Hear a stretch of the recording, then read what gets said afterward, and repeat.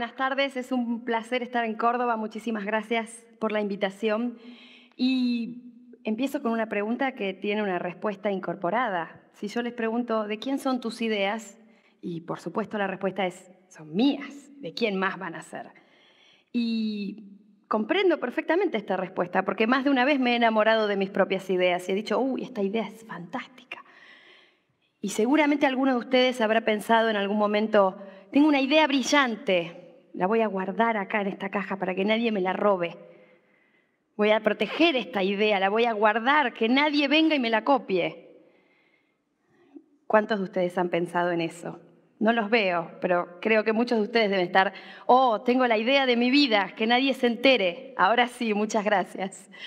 Tengo la idea de mi vida, que nadie se entere, a ver si alguien roba mi idea. Esto parece de sentido común, ¿no? Muchos de ustedes lo habrán pensado, muchos de ustedes habrán tenido una idea maravillosa alguna vez y habrán dicho, mi idea, con esto me paro el resto de mis días, vivo el resto de mis días sin trabajar. Bueno, tengo una mala noticia para darles, una buena en realidad. Probablemente para aquellos que están pensando que esa idea que tienen es algo para guardar y proteger de miedo a que alguien se las robe, esto sea una mala noticia. Para mí es una buena noticia. Las ideas, tus ideas, mis ideas, no son ni tuyas ni mías.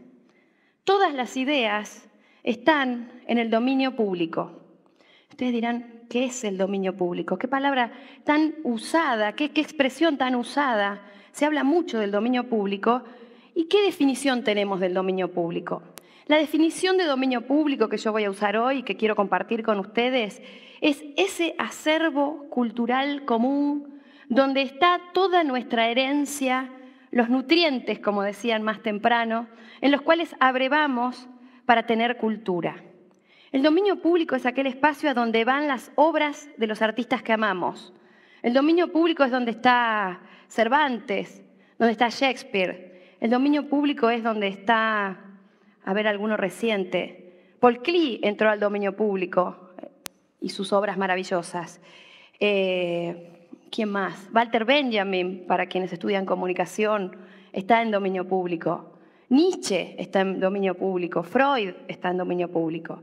¿Qué sería de todos nosotros sin las ideas de estos fantásticos pensadores que las escribieron y las legaron al dominio público? Técnicamente, el dominio público es aquel ámbito al que vuelven las obras una vez que ha prescripto el monopolio de propiedad intelectual. Hay muchas patentes que han pasado al dominio público y gran parte de la innovación que tenemos hoy, de la que disfrutamos a partir de enormes cantidades de innovación tecnológica, son posibles porque hay mucha innovación en dominio público. Los protocolos de Internet, desde el momento en que fueron diseñados, fueron puestos en dominio público. Muchos dicen que cuando prescriben los derechos de propiedad intelectual, las obras caen en dominio público, como si fuera despectivo, como si fuera tierra de nadie. Incluso en el Congreso Nacional hemos visto proyectos para extender monopolios sobre propiedad intelectual diciendo el dominio público es tierra de nadie. El dominio público, no podemos permitir que la obra de mi abuelo vaya al dominio público, a ver si después tengo que ir a trabajar. No, el dominio público es ese lugar al que le devolvemos las ideas que hemos tomado de él. El propio Disney, la corporación Disney, ha construido un imperio a partir de ideas del dominio público. ¿De dónde creen que vienen las historias de Bambi y de la Cenicienta? Aquellas historias míticas que nos han contado y que hemos visto cuando éramos chiquitos. Vienen del dominio público. El dominio público es justamente ese lugar en el cual todos nosotros encontramos los nutrientes para nuestras ideas. Y estoy tomando ideas que acabo de escuchar y las estoy resignificando, porque tus ideas no son tuyas y mis ideas no son mías. Las ideas están en el dominio público como la luz, que si prendo una vela, diría Jefferson, no puedo impedirle a cada uno de ustedes beneficiarse con la luz de mi vela. Las ideas son esas velas que nos iluminan, son esos esas culturas que nos han legado nuestros padres, nuestros abuelos. Son los platos de comidas que nos hacían nuestros familiares y nuestros ancestros. Son los cuentos que nos leían de chicos, son aquello que escuchamos, son los ritmos, son el blues, son la música. Todo eso está en el ámbito de las ideas a las cuales vamos a abrevar para construir luego nuestras propias ideas y nuestras propias contribuciones al dominio público. Ahora ustedes dirán, ¿cuál es la preocupación? Bien, todo bien. El problema es que en este momento de la historia, ese dominio público está amenazado, está en peligro, está siendo restringido cada vez más por algunos que tienen interés en decir, sí, estas ideas son mías y puedo excluir a todos los demás del uso de estas ideas, de estas expresiones que yo he hecho. Y en este tipo de exclusiones es de lo que vamos a hablar cuando hablamos de los sistemas de propiedad intelectual. James Boyle, un pensador, uno de los fundadores, uno de los padres de Creative Commons, escribió un libro maravilloso sobre el dominio público, en el cual él decía, el dominio público está siendo cercado en estas últimas décadas con distintos sistemas jurídicos que están poniendo barreras a aquello que podemos hacer o decir y a aquellas ideas a las que podemos acceder y a aquellas expresiones a las que podemos acceder. Y estas barreras que están cercando este patrimonio común, este acervo cultural común, esta herencia cultural común, llamémosla como más nos guste, estas barreras se constituyen a partir de sistemas legales de los que muchas veces nosotros, los ciudadanos, ignoramos prácticamente todo. Sistemas legales definidos por abogados mayormente en el Congreso, porque se establecen por ley. Son las leyes las que dicen que, por ejemplo, hoy María Kodama es heredera de toda la obra de Borges y puede disponer y llevar a juicio penal a un escritor que ha hecho una obra derivada de una obra de Borges, que ha hecho un proceso creativo, que ha usado a Borges como nutriente para producir otra obra y que hoy está acusado de un delito penal. Y cuando hablamos de un delito penal, hablamos de un delito que puede tener como consecuencia la cárcel. No estamos hablando de un pleito civil, de una reparación de daños, estamos hablando de la libertad de las personas. Y ese es uno de los problemas claves que tenemos. ¿Cuántos de ustedes han fotocopiado libros para estudiar? No está la policía acá, ¿no? Levanten la mano sin miedo. ¿Cuántos de ustedes han descargado canciones de internet? Parece que menos, no sé. No sé si ahí no se animaron, capaz que la parte de estudiar les resultó más esto lo puedo decir, estudio, bajar canciones, no sé. ¿Cuántos han seguido series y han conocido bandas nuevas y han conocido series nuevas y se han hecho fans de algo que la industria cultural local no les ofrecía porque lo encontraron en internet? ¿A cuántos les pasó que han compartido con sus amigos esa canción de una banda que no está editada acá y que, mirá esto, qué bien que suena? O que han encontrado aquellas obras que el mercado ya no les ofrece porque le interesan a uno o a dos. Y entonces el mercado no las ofrece. ¿Cuántos de ustedes han ido a bibliotecas para preparar sus investigaciones? Déjenme decirles algo. Todo eso que ustedes acaban de confesar es delito penal. El fiscal está en el fondo, ahora les va a tomar los datos cuando salgan. Todo eso es delito penal. Imaginen sus vidas sin todas esas acciones que ustedes hacen y que son delito penal. Imaginen sus vidas sin poder acceder a los libros que necesitan para estudiar. ¿Podrían colgar su título de grado si no hubieran fotocopiado los libros? Imaginen sus vidas sin música o solo con la música que pueden pagar. Sería una vida muy triste, ¿verdad? Por lo menos la mía sería deprimente. Creo que no tendría más ganas de vivir si no pudiera acceder a muchos libros, acceder a mucha cultura. Y no podría hacer esto, porque todo lo que les estoy diciendo lo leí en algún lado. Nada de lo que estoy diciendo es una idea mía. Nada. Nosotros, en este entorno, contribuimos así de poquito. Nos subimos sobre los hombros de un gigante para ver un poquito más allá. Pero ese gigante son todas esas otras obras que otros escribieron, esas canciones que otros interpretaron, esos acordes que nos legaron las tradiciones musicales. Todo eso contribuye a que nosotros hagamos un poquito así de contribución. Y el que diga que contribuye mucho más que esto no sabe lo que es la ciencia, ni sabe lo que es el arte, porque no podemos humanamente contribuir más que un poquito de esto.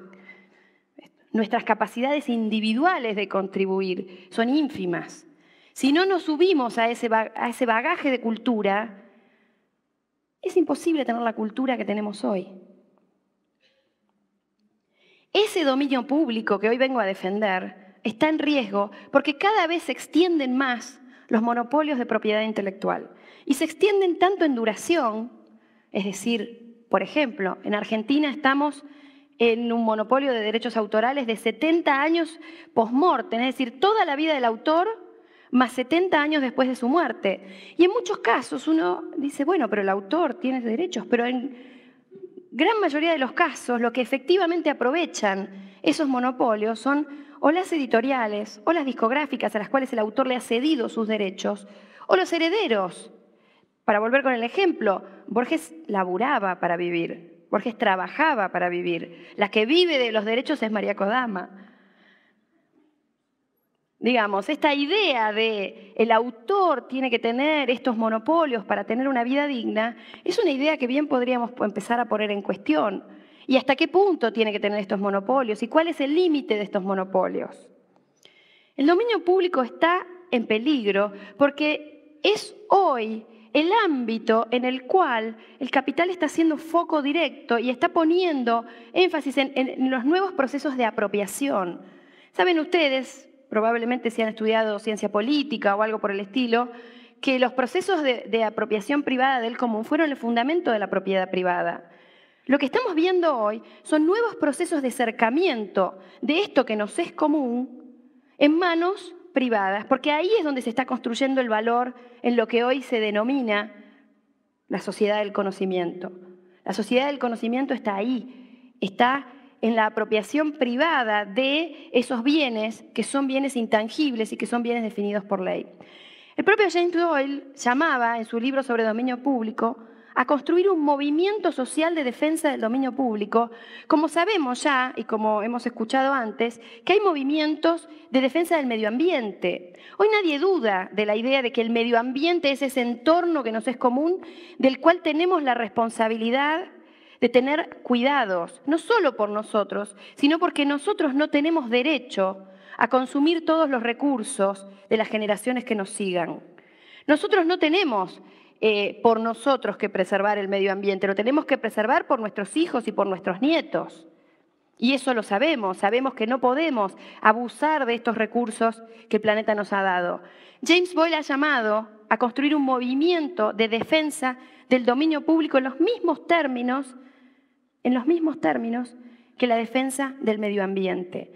Porque sin dominio público no tendríamos cultura, no tendríamos a dónde ir a nutrirnos de ideas, no podríamos dialogar, no tendríamos arte, no tendríamos música, no tendríamos ciencia, no tendríamos este conocimiento que nos amalgama como sociedades, que nos identifica, la palabra, las tradiciones, los juegos, la fe, las religiones, las tradiciones, todo eso forma la cocina, nuestros platos de comida, las matemáticas. Todo eso forma parte de este acervo cultural común que nos constituye como ciudadanos con derechos y con derechos humanos. El derecho de acceso a la cultura, el derecho de acceso y participación en la cultura, está contemplado en las Declaraciones Universales de Derechos Humanos, en los pactos de derechos culturales. Y cuando hablamos de derechos humanos, hablamos de tener el derecho, no solo de acceder. Muchas veces cuando hablamos de Internet hablamos de, bueno, quiero acceder, quiero poder descargar cosas, quiero descargarme el último capítulo de mi serie preferida, quiero descargarme un libro, quiero descargarme una canción. Eso es una parte, el derecho de acceso. Pero yo quiero llamarlos a ustedes a reivindicar otra parte de los derechos, que es el derecho de participación. El derecho de participación en la cultura nos ubica en otro lugar, nos ubica en un lugar de acción, en un lugar no solo de consumo, aunque venimos muy moldeados por la cultura del broadcasting propia del siglo XX, pero en este momento tenemos las condiciones para una cultura mucho más participativa, para una cultura en la cual podemos hacer remix, podemos hacer mashups, podemos hacer videos, podemos subir nuestras obras, podemos compartir nuestras obras, podemos participar de un movimiento cultural mucho más diverso, montado sobre la idea de que la cultura la construimos entre todos. En esta corriente es que se enmarca buena parte del trabajo que nosotros hacemos en Fundación Vía Libre y en las otras organizaciones en las que yo estoy activa, como Creative Commons, por ejemplo.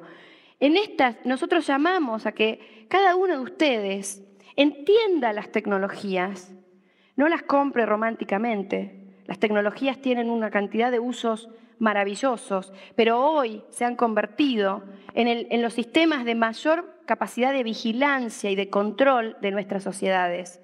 Pero para frenar esos efectos negativos de la vigilancia, del control, de la hiperinformación, del hiperconsumo, de estar todo el tiempo con el último teléfono de moda y con el último y cambiando todo el tiempo, para entrar también en la idea de que tenemos que respetar el medio ambiente y no estar comprando permanentemente el último chiche que salió de moda. Tenemos que mirar críticamente las tecnologías y tenemos que aprender. Tenemos que aprender cómo funcionan, tenemos que aprender qué hacer con ellas, tenemos que entender qué es lo que hacen ellas con nosotros, tenemos que organizarnos, tenemos que dialogar y tenemos que participar. Y para participar es imprescindible entender cómo funciona el mundo hoy y cómo funcionan estas tecnologías que nos facilitan mucho la participación.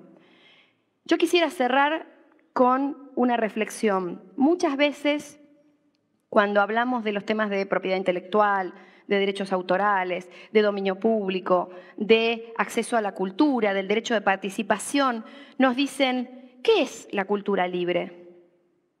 Y mi respuesta es, la cultura libre es la cultura, porque si la cultura no es libre, no es cultura.